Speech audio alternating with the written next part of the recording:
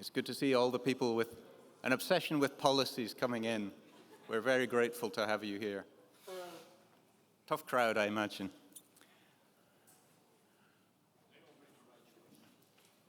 It's important, right? It's important, Carol. So we're going to,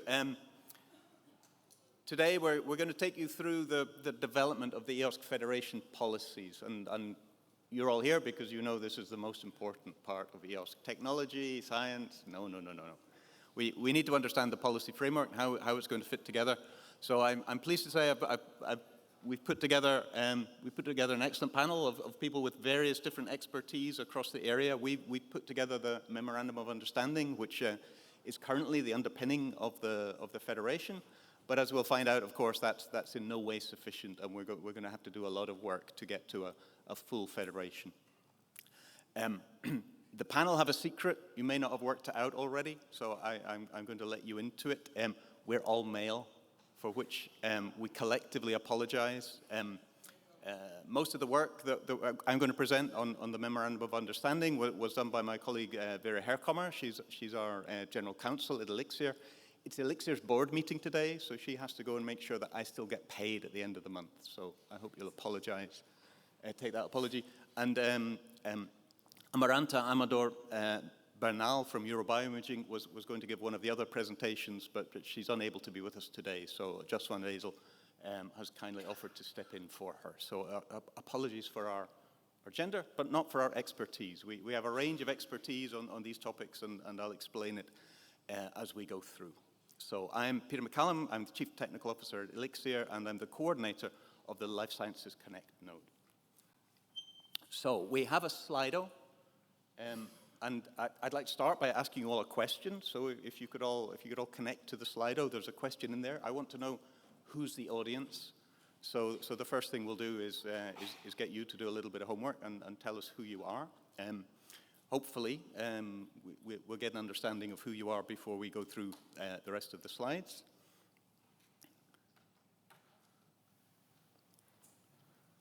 And if you've all had a chance to get a snapshot of that, it'll be the same Slido as you were on before, if you were in this room before. And then I'll carry on and introduce the session. So the first speaker is me. My expertise in policy is not so great. I'm a chemist by training. But my office is next door to the office of our General Counsel. And so when it came to getting legal advice, I was the second best placed person in the Elixir organization. So I'm going to give you an introduction and some background. Then Ludek Matuska is going to go through the governance of the interoperability framework. One of the issues that we're going to have to work with is how interoperability policy is developed, and Ludek's going to give an overview of that. We then have a past example of building a federation. So across a couple of our organizations, we've worked on a system called the Federated European Genome Phenome Archive, which is a data federation for sensitive data. And Abdul Rahman Azab is going to give a presentation on our experiences there. Jos is going to give Amaranta's view on the Memorandum of Understanding itself and how the EOSC Federation is currently structured and what that might mean if you're thinking of becoming a node and have to sign the MOU. And then Andy Gotts, who's leading the handbook development, is going to look at a range of different policies and the frameworks around those policies as we develop towards the full federation.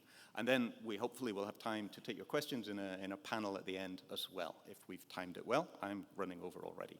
So let me get on with the introduction to the context of the MOU, which we've put together. So the adoption of the MOU is the first time we as nodes have signed something and have brought ourselves together as a federation. But obviously it's the first step, not the final step. So I'm going to talk through the Federation Build-Up Group and how we got to this point. I'm going to talk about the Memorandum of Understanding itself, but we'll go into more detail later on. And then we're going to look at the governance structure that this puts in place. So this is the governance structure that any of you as members of nodes would become part of if you were to join, say, tomorrow or in February of next year. So the build-up group itself. So the build-up group is is the body that was put together to build an operational EOSC. And that process started about a year ago, and it's overseen by the EOSC tripartite governance. It created this wave of candidate nodes, 13 candidate nodes that were selected by the tripartite last year, and it's bringing on board the first wave of EOSC services. So you've been seeing those services, some of the demonstrators, some of the systems put together.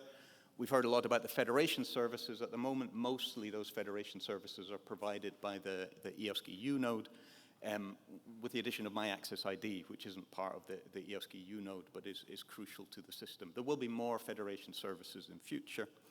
And the build-up group has met throughout the year. So we've had some face-to-face meetings in Krakow and Helsinki, but also many online meetings as well. And here's roughly how governance worked under the build-up group. The pink in the top right-hand corner of this diagram is the tripartite itself. So the European Commission, the steering board, which brings together the member state expert groups, and the EOSC Association itself. So those are the three bodies. The EOSC Partnership and the steering board are the official structures that put it together, and the three of them together operate to oversee the development of EOSC. And then the build-up group itself, the 13 nodes who are brought together, had a committee, the Federation Build-Up Group itself, made up of the coordinators of each of the nodes, and a series of subgroups, and the MOU was written by one of those subgroups. So this is the structure that we've been working with as the candidate nodes put ourselves together. Remember this diagram, because we will come back to it. Under those working groups, we looked at a range of different technical aspects. We looked at authentication, we looked at catalogs, but one of the subgroups was the first attempt at kind of self-governance. It was to write the MOU itself. So we got together as a group, and we decided to write the MOU collectively. So this is to provide a first step towards the federation. We opted for a non-binding MOU because we figured with the timelines and with our current state of knowledge, that was what was achievable. So that's what we've gone through. But we're still going to a point of signature. We're still seeking a commitment, but we're not introducing obligations and liabilities at this point, which would frighten our lawyers, which would raise financial questions, which we're not yet able to answer. So the group itself, each candidate node provided a legal representative. I offered to chair it because I sat next to our legal counsel in our offices.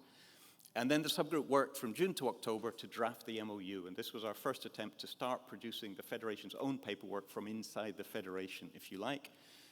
We had consultation meetings all through the summer up to October and presented the outputs to the tripartite and the build-up group. And we got to the point where we have a working MOU. In parallel, the handbook subgroup is working on a longer scale vision and a bigger document which will eventually bind the members of the Federation into a full set of policies, and that work continues, and Andy will talk about it later. So this is where we got to. So we have an MOU. The role of the MOU is a formal signal of your intention to work as part of the Federation. And it sets a target of us building a formal agreement at some point in the future. The signatories to the MOU will be nodes. So we will have the 13 nodes you've met today. We'll sign shortly. The association has signed it already. You saw that happen yesterday. And in 2026, we expect all the new nodes also to be willing to sign the MOU as well. We'll post the text online, and you'll be able to read it before you sign it.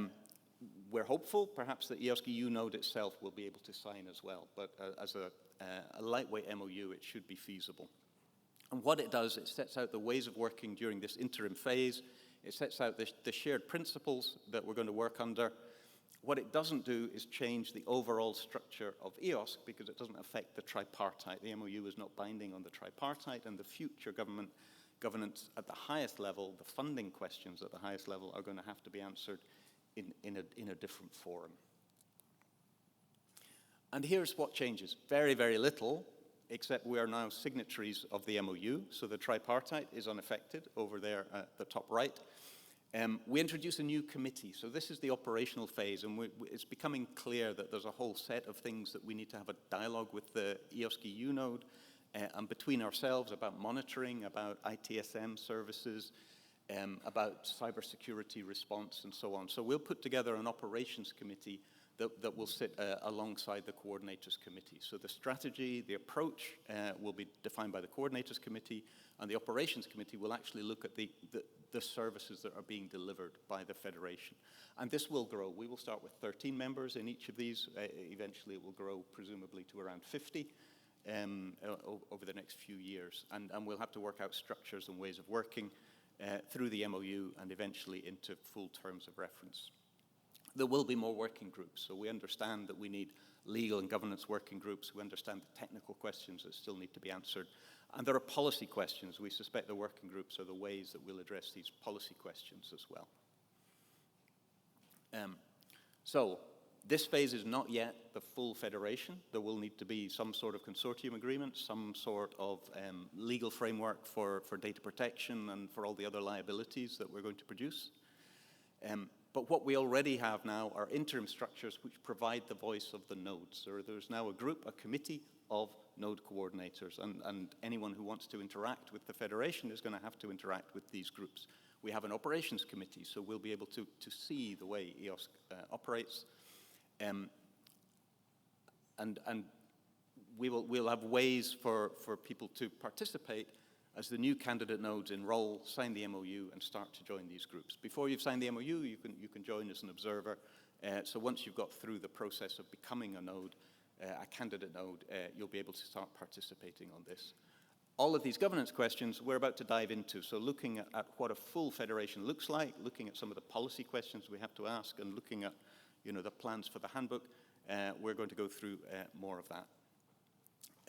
And this will take us towards a full federation. So I'm going to stop here and see if you've done your work of telling us who you are as an audience. So if we could get the Slido result.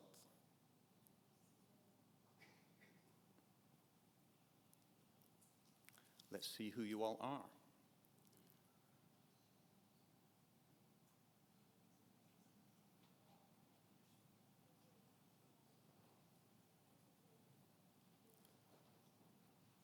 Results?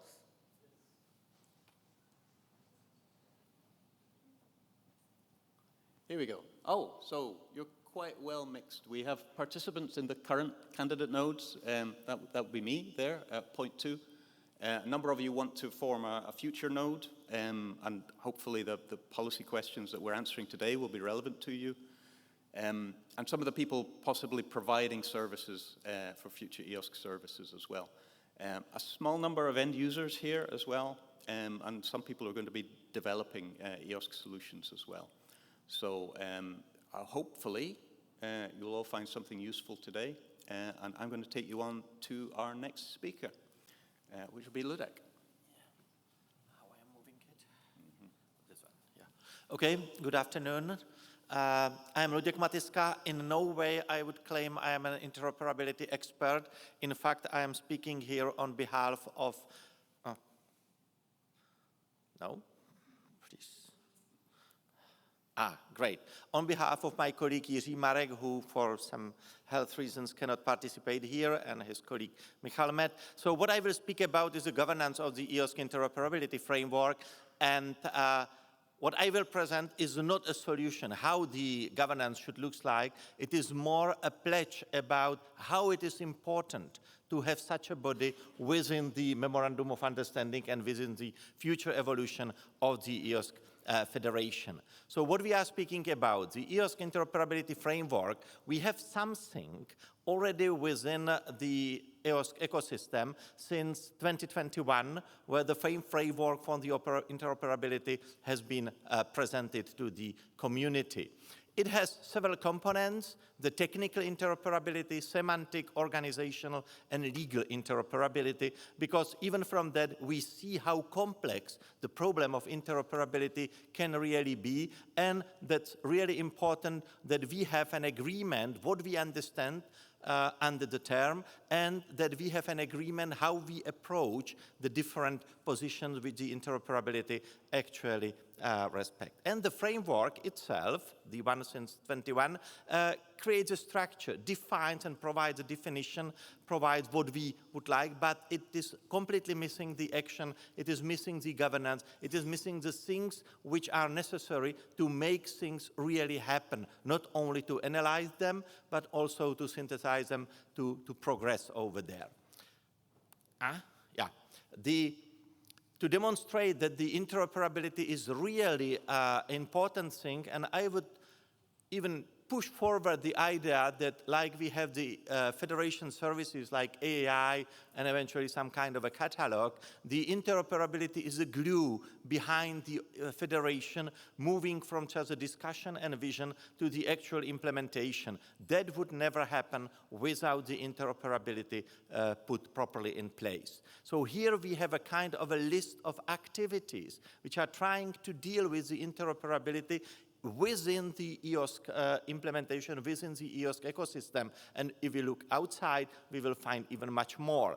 This is a technical and interoperability task force which is working on the interoperability. We have the whole opportunity area on the metadata ontologies and interoperability. We have and we had discussions within the EOSC Federation build-up group how we will take the care of the, say, semantic catalog, and the MOU itself is something which is a kind of an interoperability agreement at the legal aspect, which I presented in the previous slide.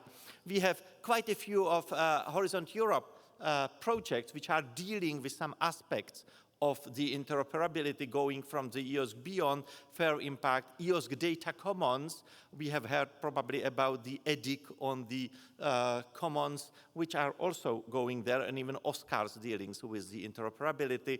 We have support for EOSC Federation build-up phase from the EOSC Association, the EOSC Gravity and EOSC United, who are specifically dealing with the interoperability, as I will demonstrate on the next slide. And we have quite a few expert documents from the era 21-24, which are dealing with the interoperability. So this is a kind of a demonstration that it is, no, I think that I skipped, that we are dealing with something which is a core need within the community.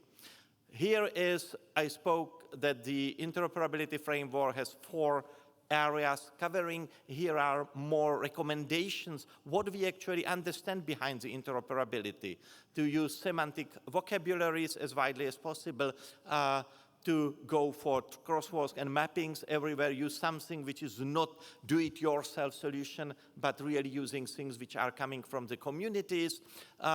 There are discussions on using AI for the semantic, for search and semantic artifacts, to make sure that we are not just using the old way, how we deal, for example, with search, how we deal with the comparison, but that we are using the modern approaches, the semantic interoperability by itself. So the idea is that we have many inputs and we need kind of interoperability governance that is able to decide and control fulfillment of these recommendations. And here goes the EOSC United project, which has the Task Force 3.2, which is the interoperability governance, which more or less is the, because most of the activities which I mentioned were kind of a voluntary, in kind, that the people interested came around. The EOSC United is trying to put these things together with some funding behind to make sure that things will really progress and have tangible results. So there is the idea through the project to help all these voluntary and in-kind activities to be focused, to create, to put it into the motion, to create the EOSC Interoperability Board, which will be dealing with all the aspects of interoperability I mentioned. We need the, and we had seen it, that we have different approaches. So the idea here is to put these approaches together to make sure that they are properly aligned across the EOSC projects, which are dealing with partly the aspect of the interoperability, the opportunity areas, not only the one which I mentioned, but the others are relevant as well. If we take interoperability as the glue behind, task forces, EOSC nodes, the Federation of Build-Up Group, and similar, we need to make sure that the interoperability becomes an explicit element of the future collaboration, that it is not just implicitly understood, but that it is becoming a really prime object of our interest, which will be taken care of, like the operational MOU or any legal document which will be for the EOSC Federation. Future build-up will need to explicitly mention these things about the interoperability. And the interoperability board can be interpreted and understood as the focal point of different aspects, how to put the components, how to put the people, the technology, the processes together in a way which will be seamlessly working as just one engine, just one machine. So here are just a diagram showing that we have the EOSC Interoperability Framework version 1.0 on the left, and then we see the inputs which are going during these years, but also these inputs demonstrate the actual fragmentation of the approaches, and we would like to make it something which we call the Interoperability Framework version 2, which hopefully be available and acceptable and accepted in the next year to make sure that we have an agreement, we understand how we do the interoperability at this level, to make sure here is described in more details, individual things, where you have the analysis, where you have the individual projects, and which projects we are taking, say, into account at this moment, how we work with different aspects which are coming into the thing. So you see that it is really rather complex environment which we are dealing with, and we hope that the interoperability framework and the interoperability board will help us to actually put together and put under some reasonable governance structure, which we are not presenting at this moment because this is something which needs much more discussion, how to make sure that these things will really fit together. I'm just, because I'm from Czechia, we are all from Czechia here, so I have an example how we are trying to deal not more at the governance, but more at the technical, that we have an agreement. In fact, you have heard about the national catalog of repositories. We have the metadata catalog, which is complementary to that, to make sure that we have the interoperability baseline set up. We have this metadata model. We have the AAI as the basic requirements for the whole Czech national data infrastructure, which is this one AAI which has to be connected through all the things like we have now with the My Access ID, and we speak about the EOSC Federation AAI. We have the same there. And also, we have strict requirements of adoption of basic technical services which create the background to define through their APIs, through their interfaces, the common glue for the technical interoperability. And we have also some kind of governance behind. So to summarize, we claim that there is a very clearly seen need for coordination action related to the interoperability across the whole EOSC Federation. We have currently many inputs which demonstrate the need for such a thing, but we claim also that the EOSC United can help us to really focus putting all these components together and using the structure of the opportunity area to help to have a wider collaboration than just those who are within the project. They are the core, not those who will do everything and who will input. We claim that there is a need for establishing something which we call EOSC Interoperability Board within the EOSC Federation build-up phase, something the extension of the current MOU. And the last, interoperability is a key feature for the smooth operation of the EOSC Federation. This is something which we should not forget, that without that, we will never have a whole. And that's exactly the end. Thank you very much, Ludek. And beautifully timed. So if you have questions, you can put them in the Slido. We'll take them in the panel session at the end. I'd invite Abdul Rahman up to talk about an existing federation and some thoughts about what that's taught us.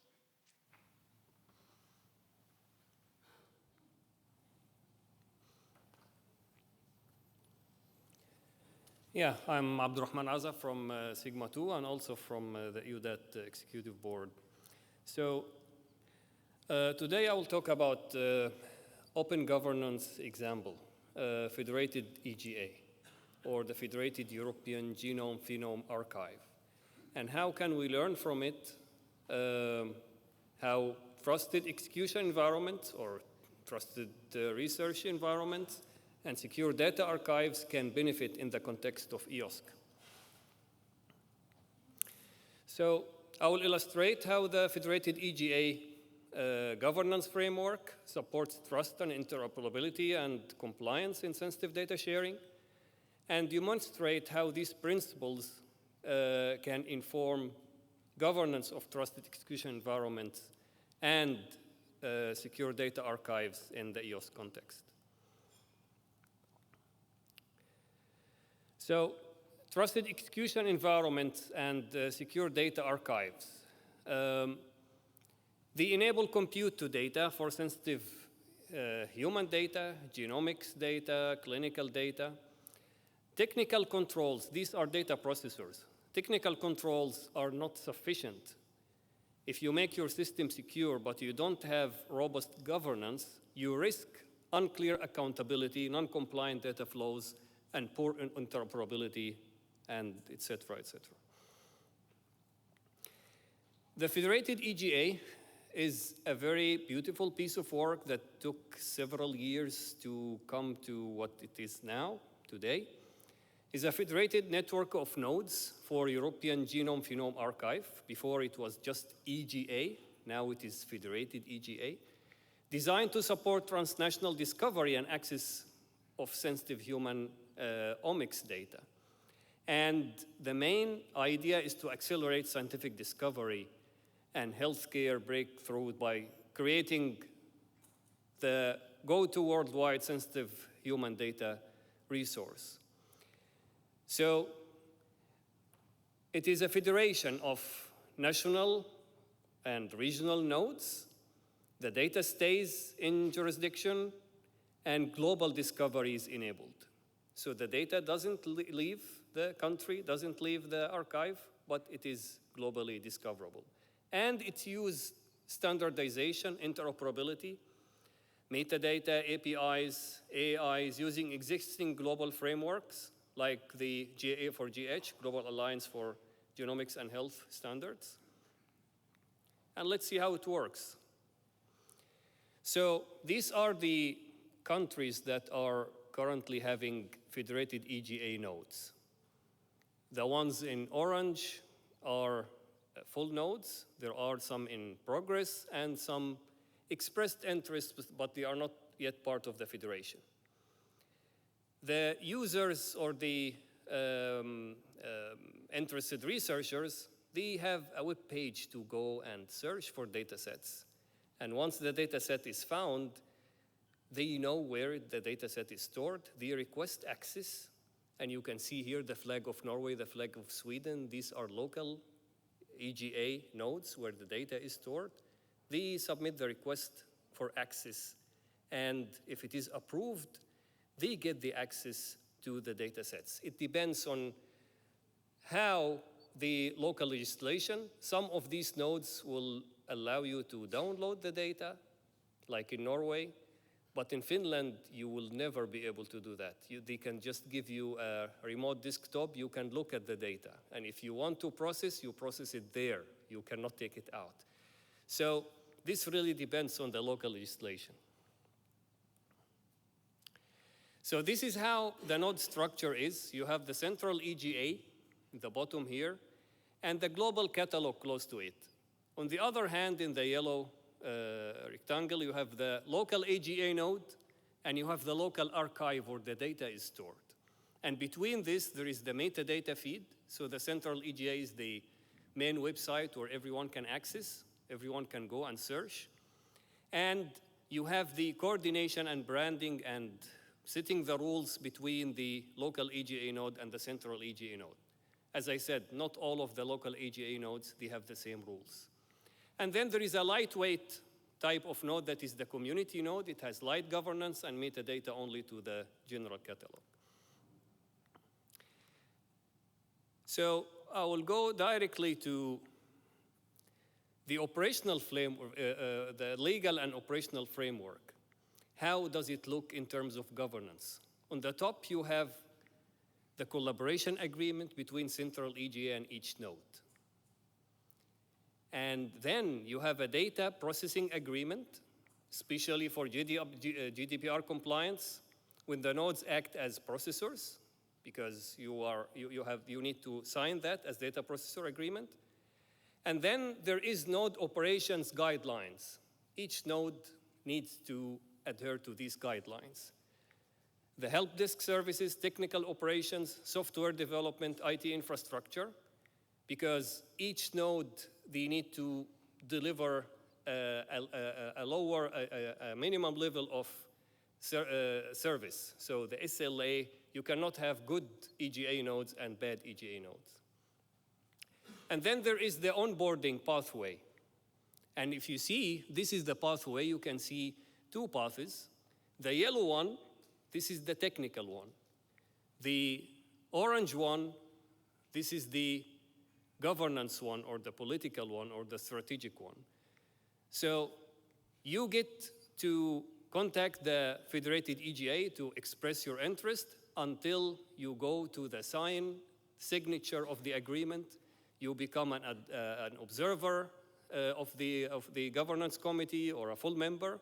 And at the same time, you start putting pilots, installing test instances of the federated EGA, connect to the central EGA, and these two go together until you finally reach to the federated EGA node operating in production. Anyone can start this process. It took several years to compose this figure. It was not easy to compose it, but finally anyone can join the federation based on this.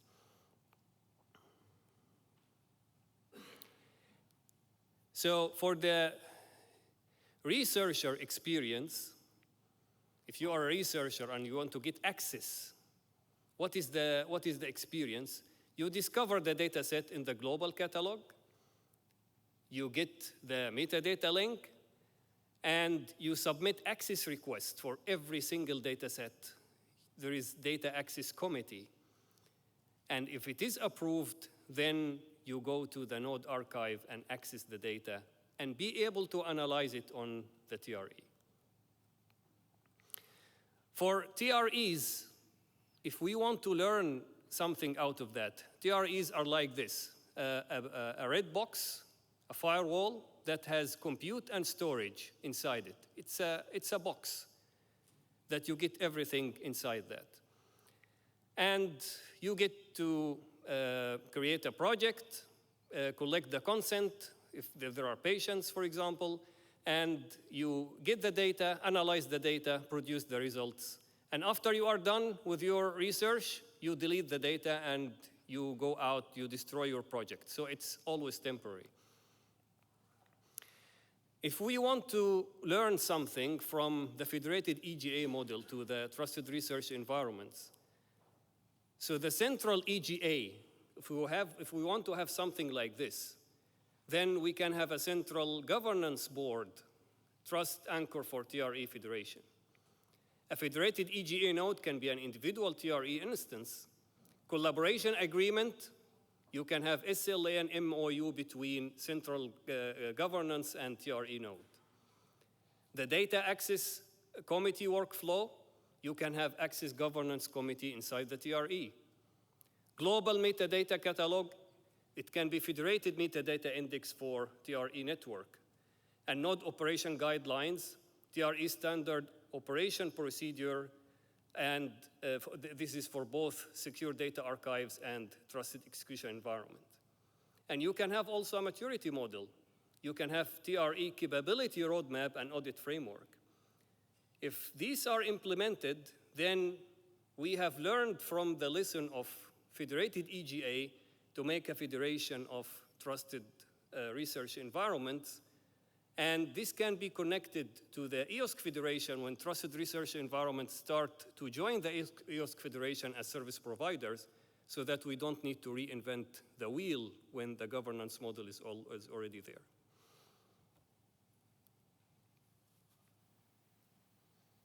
So, thank you very much, Abdul Rahman.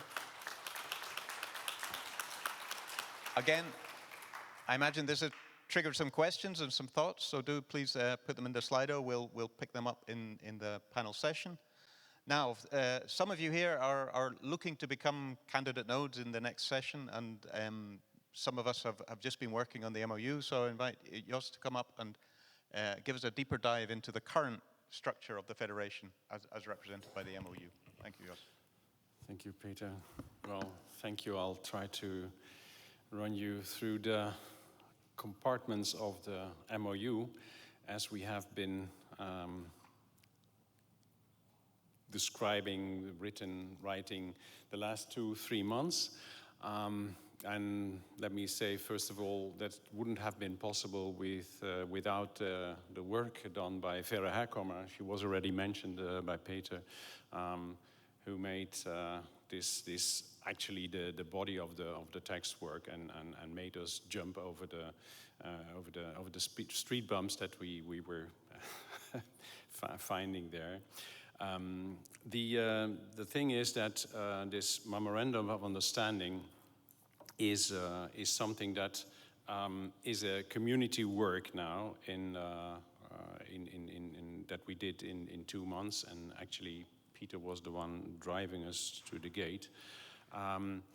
So the overview of these are the chapters or the sections of the MOU, and I'm going through each of those little individual in one or more detail, and I'm doing this on behalf of Amaranta, who couldn't be here either, and she is an actual legal expert, which I'm not.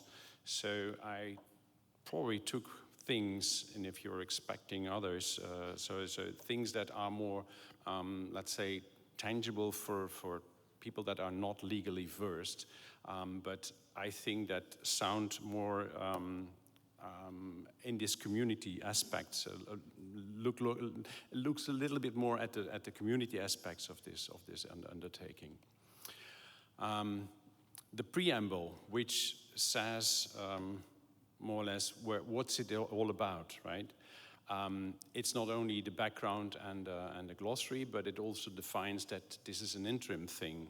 We're waiting for the next step, which will be then after everybody agreed, and there is a kind of a funding framework for this. But this is just for the interim phase, and it also, as said again, it's non-binding, so no one will be chased or put into for money or something if things don't work. But the important thing, and this is something that I learned not as not being a legal person, is that when this MOU is in place, once you've signed it, it's a kind of commitment that is difficult to retreat from, right? Although there are possibilities to retreat from the MOU, I'll get to that later. But it's something that you do then together, and where you're all in the same boat.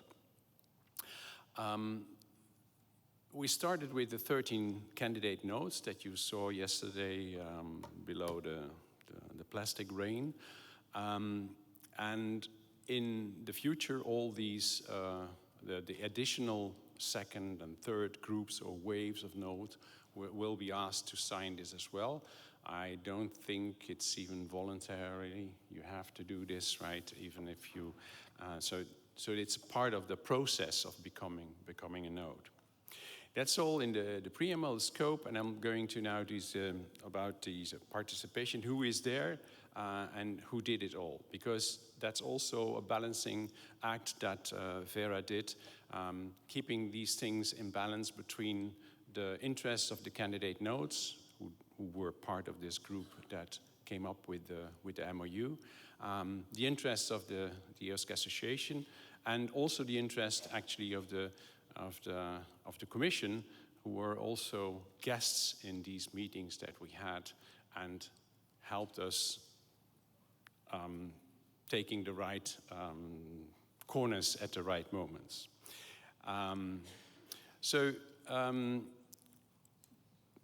Those that are now in this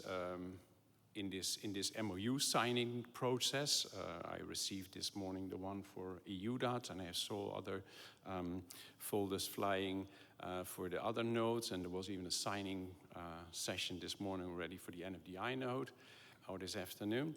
But we still keep this in the MOU. We're talking about EOSC node and not candidate nodes, just to make sure that there is one way of speaking to those.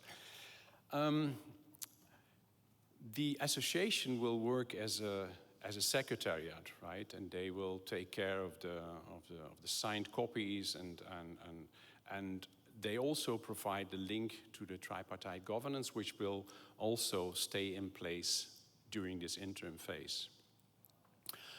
The EU node was on stage yesterday, hasn't signed yet, which is not required, by the way, to put the MOU into place. But they will probably sign later, maybe not. It's depending on kind of procedures that go beyond my expertise. And additionally, they can be part of the MOU, right? Yeah.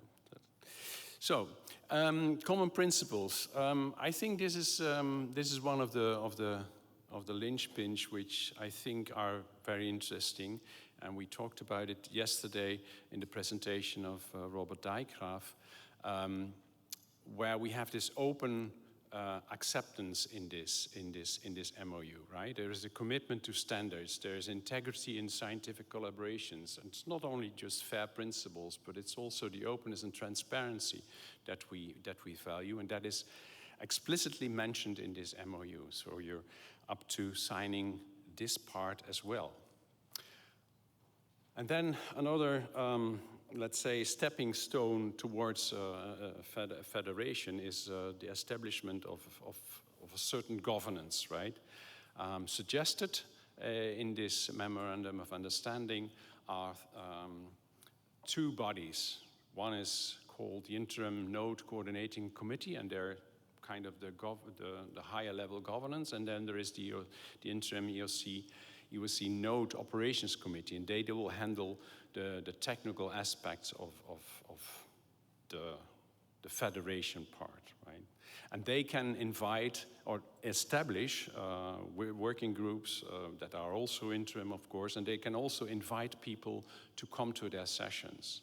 Now, it must be said that before you say, well, this is another committee and another level of governance, this is a self-governing way of working. So these people do not, so the committees have to organize themselves. Who is going to be chair? So this is something that also is part of this this common idea that they will have to take care of their own organization for this governance. It's not an obligation as part there. I'll skip this because of the time. I can run down these things, but I think it's important to go to the next part, which is the duration. Actually, it has already come into effect, I think. As I said, some already have signed. The other papers are out to the nodes. So that is today. This MOU is in effect. There is no duration, so we'll wait until somewhere in the future there is a permanent governance given, and at that moment we will all, those who have signed will then probably agree on dropping the MOU and go into something which is actually probably legally binding.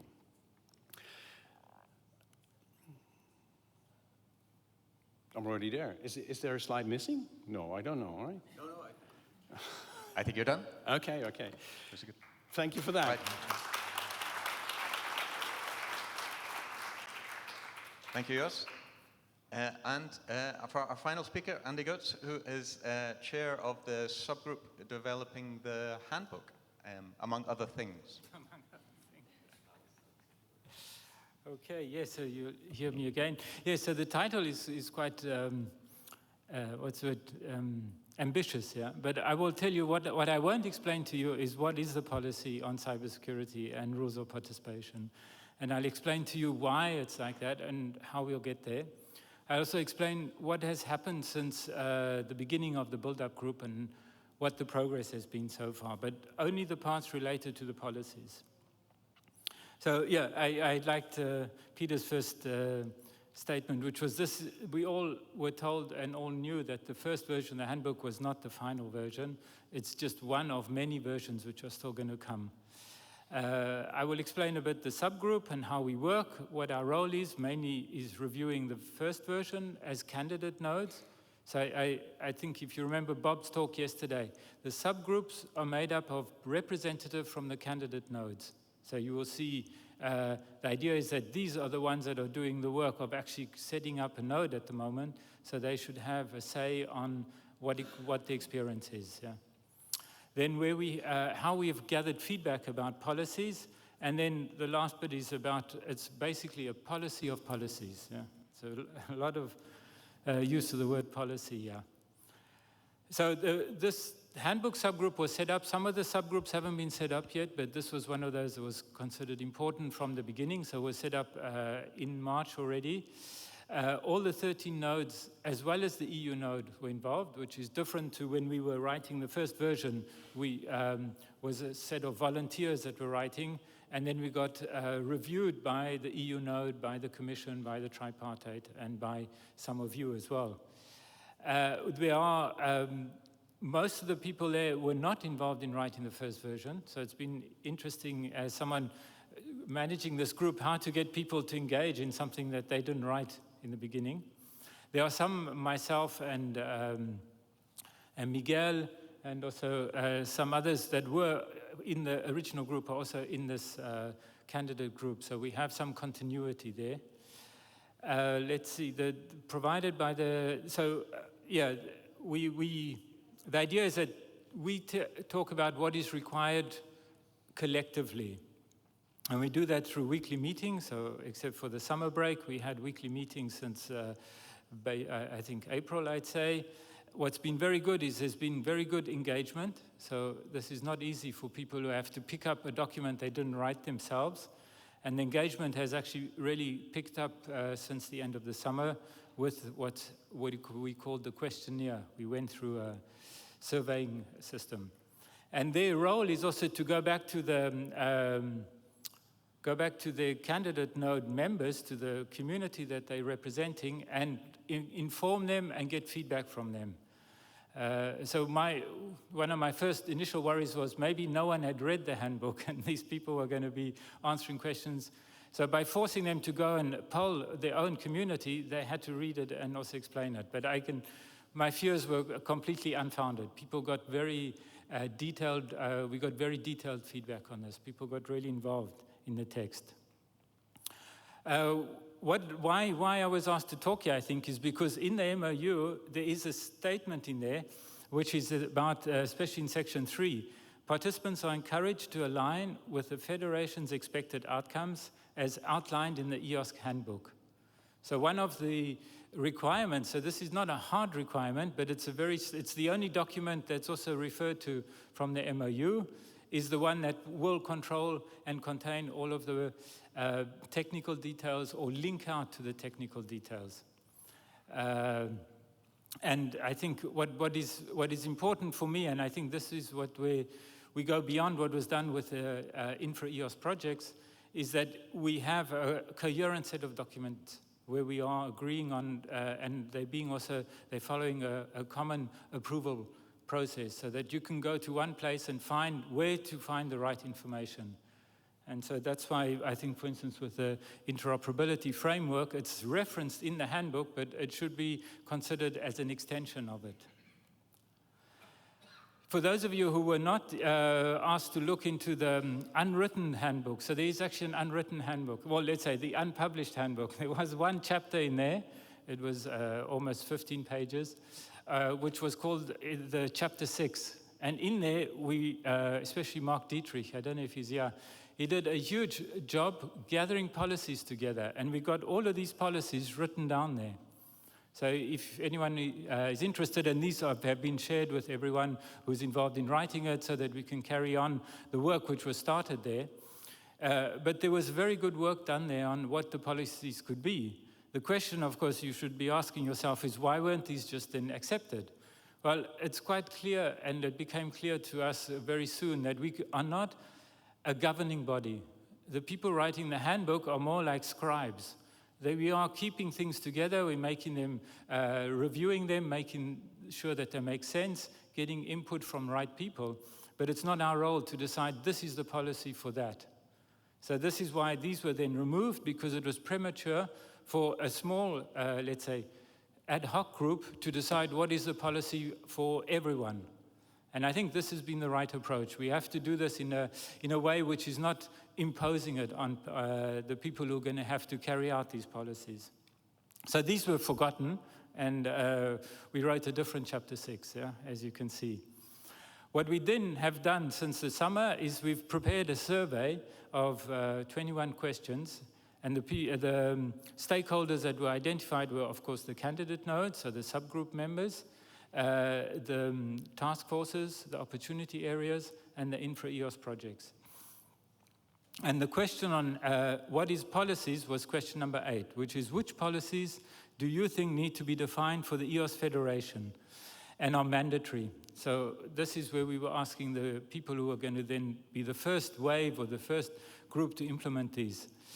We got good feedback. We got, I think, 3 pages of feedback on this, and we put it through an AI, and the AI, which we checked afterwards, showed that there is a clear need for policies in the handbook. So the fact that we reference the policies in version 1 but didn't actually define them is definitely a lack. And as I think it's quite well stated, is it creates this uncertainty because we talk about policies, but we don't say what they are. And actually, there were 4 were clearly identified, and if we take a full set, 6 were identified as being mandatory. The ones that were identified are these 6 over here. So it's quite clear that AAI was very high on the list. The rules of participation, and also, for me, what's missing from this is also of users in a way, but I think those are called access policies. Security, which refers to cybersecurity, data access, well, data access and use policy, fair data. I found this one was interesting that we would have a policy which would install fair data and interoperability. So I think this would make Marek happy. Yeah? And also, what is the minimum monitoring? What is the minimum service management? So these are the 6 policies which have been clearly identified, have to be developed now.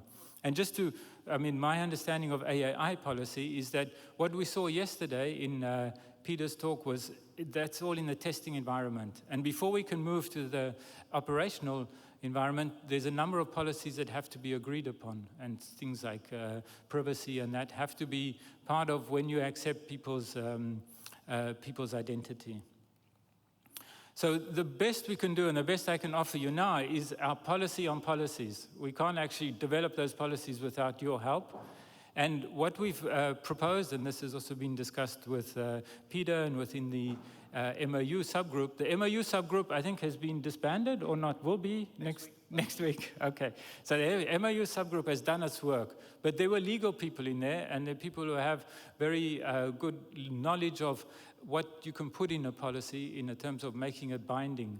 So what's been proposed is that the MOU subgroup is morphed or converted into a governance on policies on governance subgroup. So they would veto or check the text that we're writing, if these are legally acceptable. Then we will have, they are not expected to be technical experts on all the different domains. So we'll set up a technical policy subgroup, but according to the needs of each of these policies. So there'll be one for AI, one for cybersecurity. It could be the same group that's already working on cybersecurity, would make sense, yeah?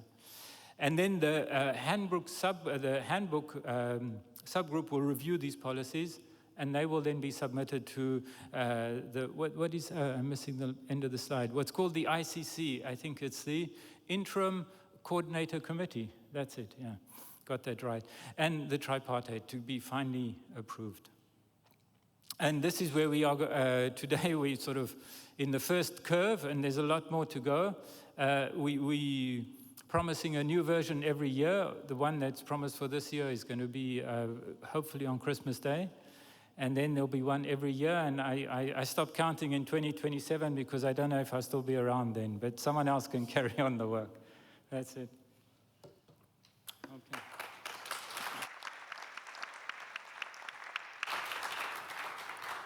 Right. Thank you very much, Andy. Your vision of a mountain ahead, I think is very accurate.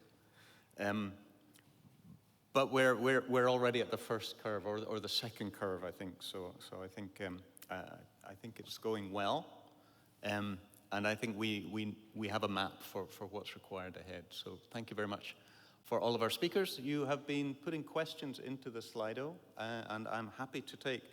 Well, some of them are quite hard, but I'm happy to take some of the easier questions. We'll plug them off. So the first question for the panel is from Urpo. It is about cybersecurity. So the challenge of the different cybersecurity levels of the different services and the different capabilities that the nodes are going to put up.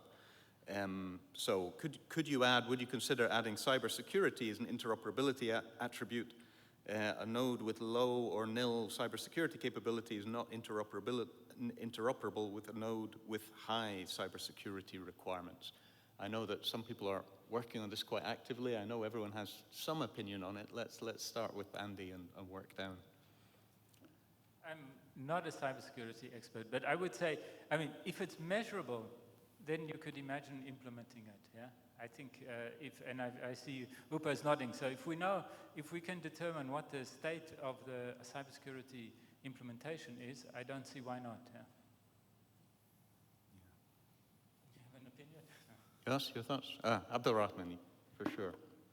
Well, I'm teaching cybersecurity at the University of Northern Illinois. So can a node with low cybersecurity capability can be interoperable with a node with high cybersecurity requirements? The answer is no.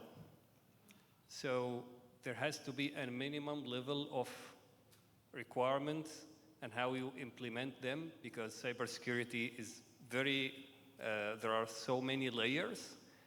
And from the node level to the network level, to internal network level, the firewall level, the external network level. So if you want to do full interoperability, you need to be compatible with these. So good guys cannot be interoperable with bad guys in cybersecurity. I'm not, yeah, it speaks. I will challenge this in two aspects. And the first is that, again, please don't repeat the same mistake which we a little bit did within the EOSC initiative at the beginning, claiming like the cybersecurity is coming with EOSC activities. It's not. It's building on things which are already existing, which are already done, and our work is only to make them properly propagated to the area of the third data management and service management within the EOSC. So one thing is not reinvent things, and the other, yes, I fully agree, we need some kind of the common level which is based, but then even within the EOSC, we will see islands with higher security and islands with lower. You presented the TREs and different, and naturally the requirements needed for the TREs will be, and collaborate across TREs, there must be a higher level of interoperability of the standards, but then we have other, say, virtual research environments and other which don't need such high level of things, and they can also be part, and they will be part of the EOSC. We only, and that goes to the standards and the interoperability, we have to understand what we are speaking about. If we are too fuzzy, then naturally we are not able to understand each other. We need a clear statement what we are looking for, and then we can have, so we can have EOSC with different levels of security requirements, but we need to understand which island we are dealing with if we are dealing with a particular environment. I can have a very small follow-up on that. So not to go deep into the technical details, if you have a node that is a TRE that has very high cybersecurity standards, and another node that doesn't have, if you start exchanging data from between this node and that node, so if you send some data from the low security standard to the high security standard, this data can be can contain malware. It can be infected because the security level is not to that level. So can you do interoperability? Yes, in one condition, and this is called zero trust. So if you verify everything that you transfer, every single time you have to do attestation, you have to do verification, then you can do interoperability. Not in any other way. So it is possible, but you have to be very restricted.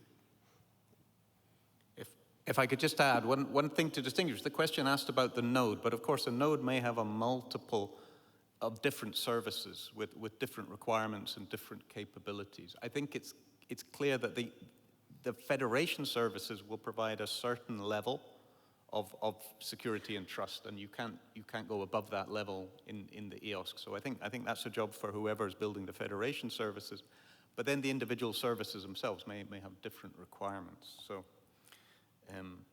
we have more questions. So an interoperability standards question, which we may not know the answer to, but perhaps we can answer some of the policy questions that come along with it. What about the DCAT catalog? Is the EOSC going to be interlinked with DCAT AP? So a very specific interoperability question there. I don't know if anyone has a view, or indeed whose job it would be to answer the question. I will only say that I can't, like was said, that there are scribers for the handbook. I cannot say this as a decision, but if you remember my slide about the example within the Czechia, our Czech metadata model is explicitly built on top of the DCAT to make sure that we will be able to exchange data and share metadata across. So from my perspective, yes, definitely we will need, but on the other hand, I am always very worried when we are starting to create a kind of what I would call a monopoly, that we have just one model which has to rule everybody else, because definitely there will be someone who will need something beyond that. So we have to define something as the base, but we have to be open.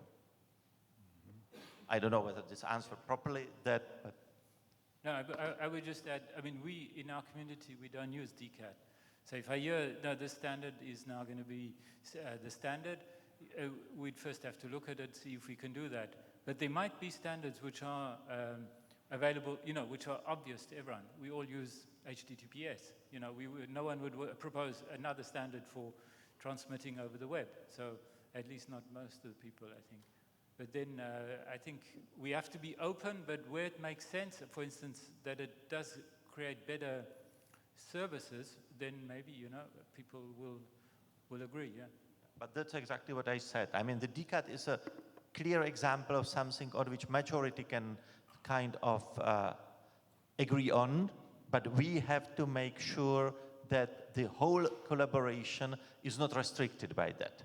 That other approaches are also, and yes, there may be some implications, like that, okay, some kind of interoperability, higher levels may not be achieved without proper mapping, but imposing just one model would not be a good way. But we can start with it, because we need to start with something and bootstrap up. Yes, so in this case, I want to add that I hope to see in the future that these discussions, and which are very valuable, of course, are moved into one of those interim node committees, right, as a governance part. Because if we keep discussing these in these forums, it will be endless. So then we can move and can go ahead with building the federation on a higher level. So the technical things then move back to the committees where they're needed, and then decide, of course.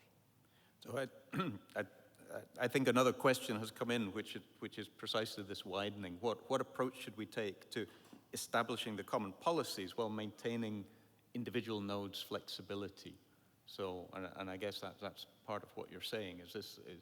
And where do we put the boundary? To what extent does EOSC have to be common, and to what extent can individual nodes make their own choices? Sure, but I also think that these committees have to be, as I pictured, open enough to accept outliers, right?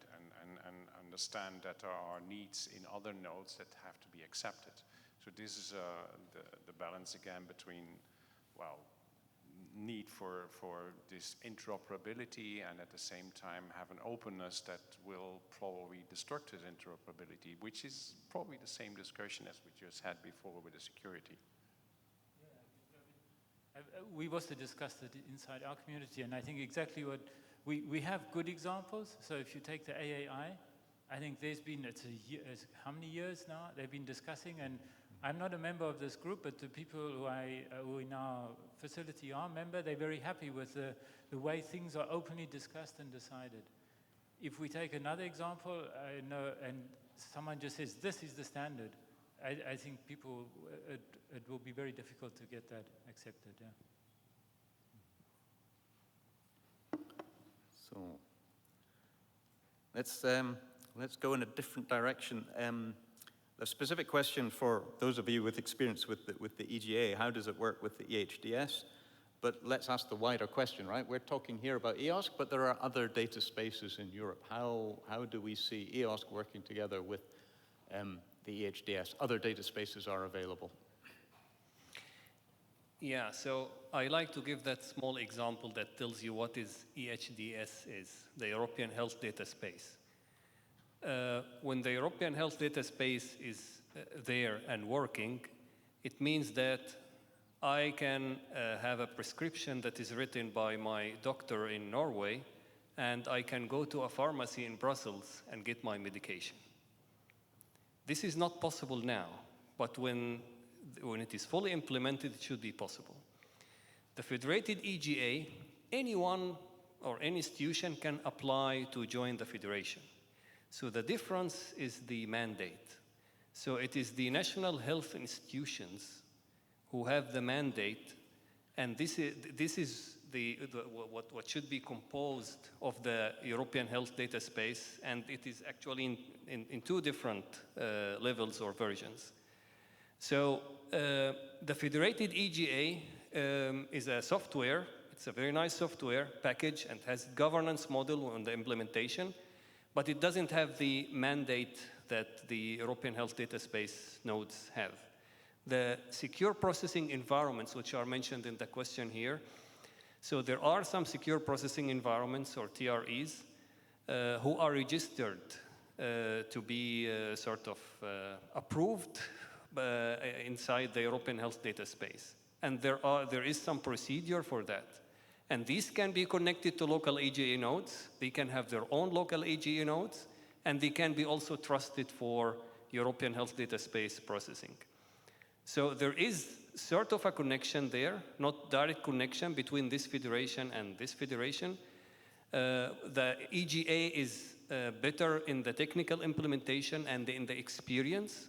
The European Health Data Space is better that they have power and mandate.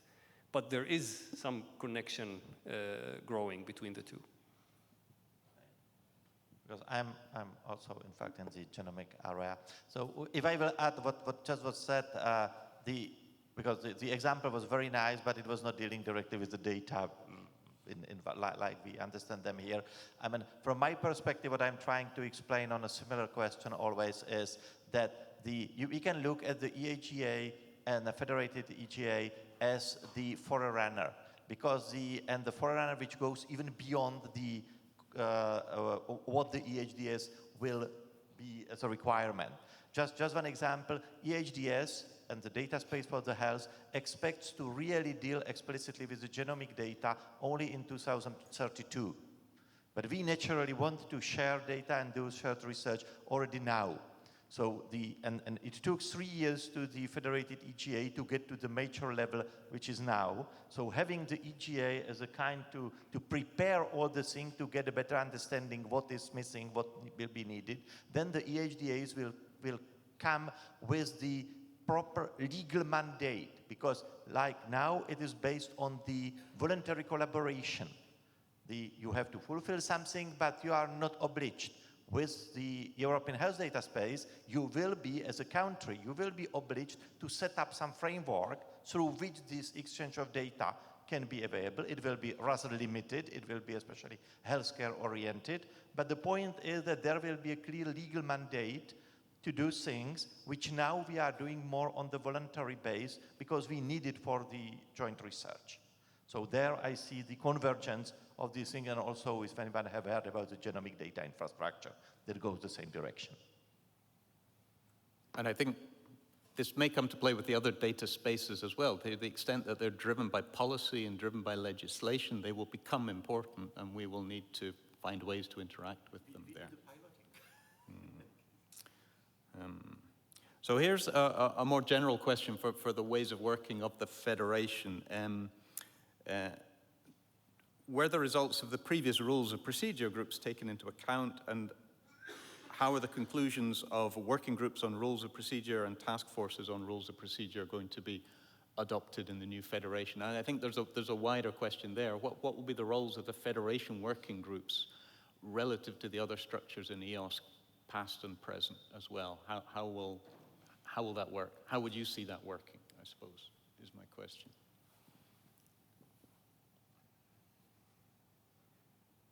I have to be very careful, right, in this case, because at first I would say, well, these working groups, they figure out something, and then this is accepted and put forward into the Federation. Done.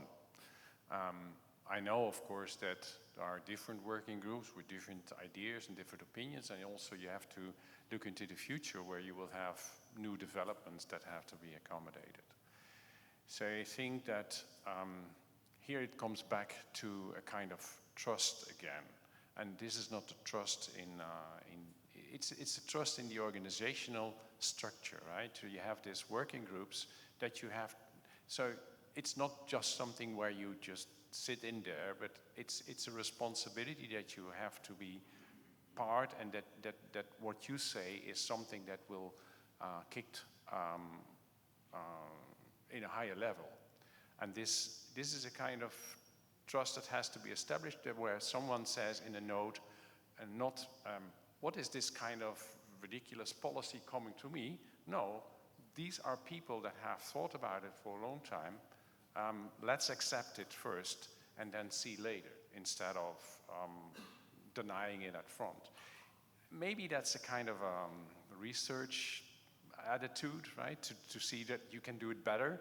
But in this case, for the Federation to succeed, I think we should take a step back, not on the technical level, right, or in the research level, but on the organizational level. Let it be handled first, and then later see if indeed it needs to be changed.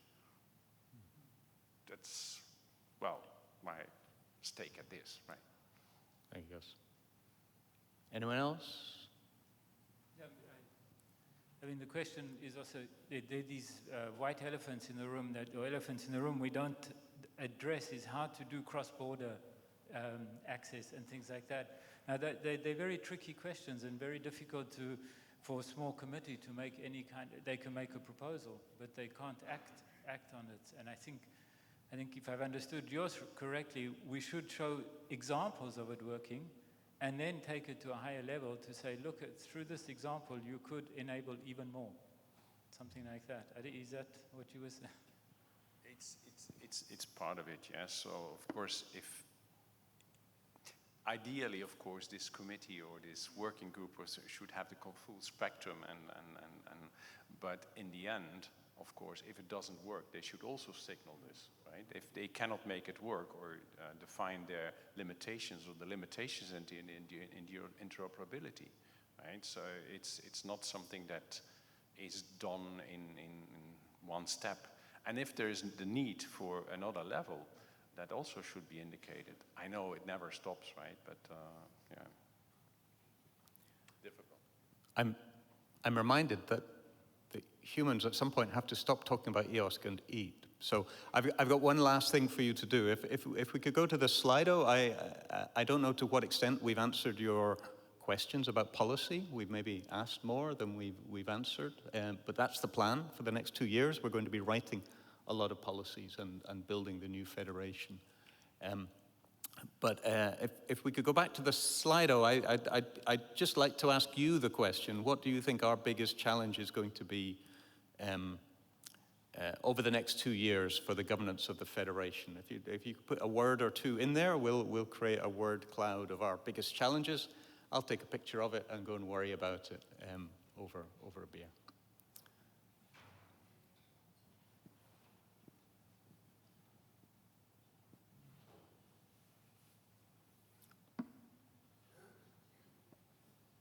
It's just going to be the word trust getting bigger and bigger now, isn't it?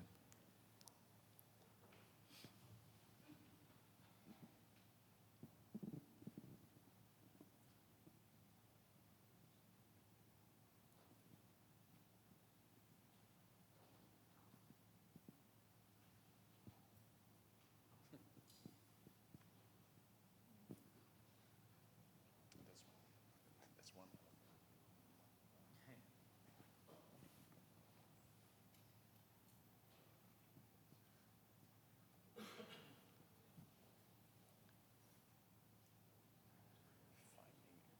Well, here we go. There seems to be quite a strong consensus there that getting agreement is going to be our biggest challenge.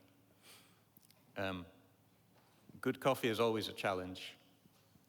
I'm pleased to see that trust didn't get amplified. So I think maybe there's already quite a good degree of trust. I think the original wave of nodes, the fact that we're building the federation the way that we are.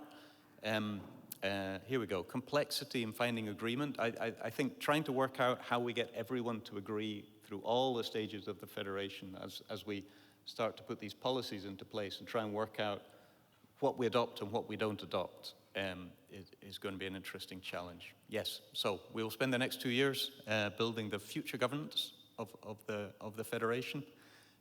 Thank you all for joining us. Thank you all for coming on the journey. I hope many of you will be putting in your candidacy to be nodes in the near future. Those of you who already are nodes, of course, we'll see you in the next build-up group meeting. Thank you very much.